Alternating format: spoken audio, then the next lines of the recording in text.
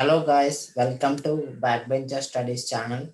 In the last video, we derived the time response specifications based on our equation of the output of the unit step response of second order system.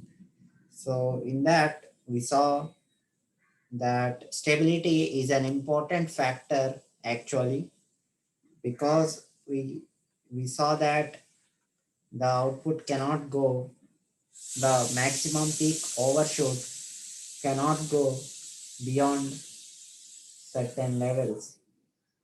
We saw that.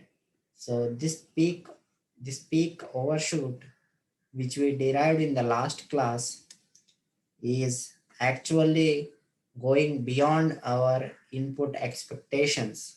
So if it reaches the threshold, if it crosses this threshold, then it may lead to unnecessary and excess currents which may damage the devices. So this is where the notion of stability comes. So the system should be much more stable. So how we can find out whether the system is stable or unstable, or whether the how it will react for a system's output disturbances. So let us start our stability session. So the system is needed to be stable because it is a very required condition. It may because it may damage the hardware, or it may lead to a havoc, right? So how the stability of the system can be of three times. It may be it is stable, or it may be marginally stable, and it may be unstable. So we will see what are actually these are.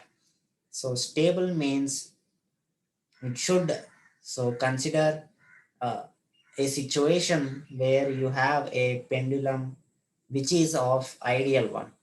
So ideal simple pendulum. Ideal means we should neglect the air resistance of the system. So if we kind of make that to non-equilibrium state, then this one will tend to reach its equilibrium state, and its velocity is always in such a direction so that it will be in equilibrium state.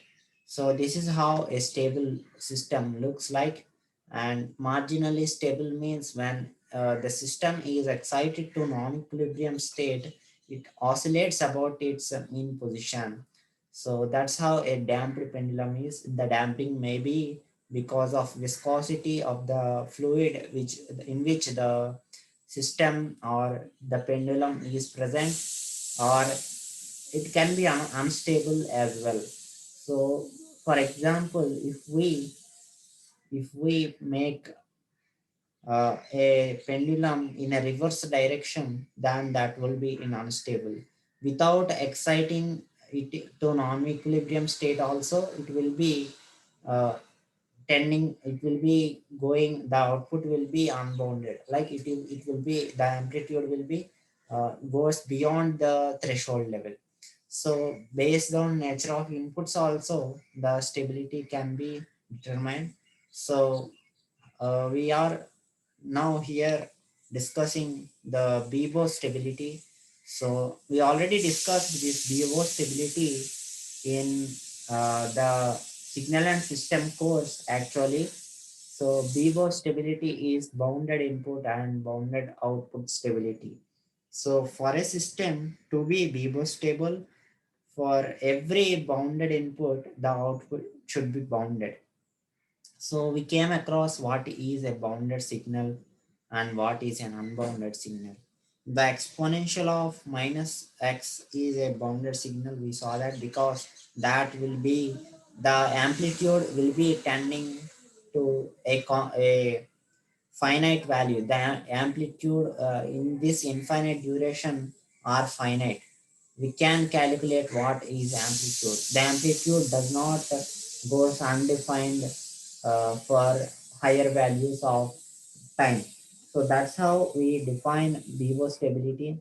So here one more important thing is that for every this every should be noted down, because for 10 inputs, if 9 outputs gave bounded ones, and if one only one of them gave unbounded, then the system will be unstable as per the Vivo stability. So every should be. So this is some introduction about bounded and unbounded signal. So this amplitude is finite. We can measure this amplitude. So this will be a bounded signal. This amplitude is, we cannot determine the amplitude when t is tending to infinite. So this is what unbounded signal. So based on transfer function, how we can uh, notion of how we can do this stability, that we will be discussing in the next lecture. So that's all for today, guys. Thank you for your amazing session.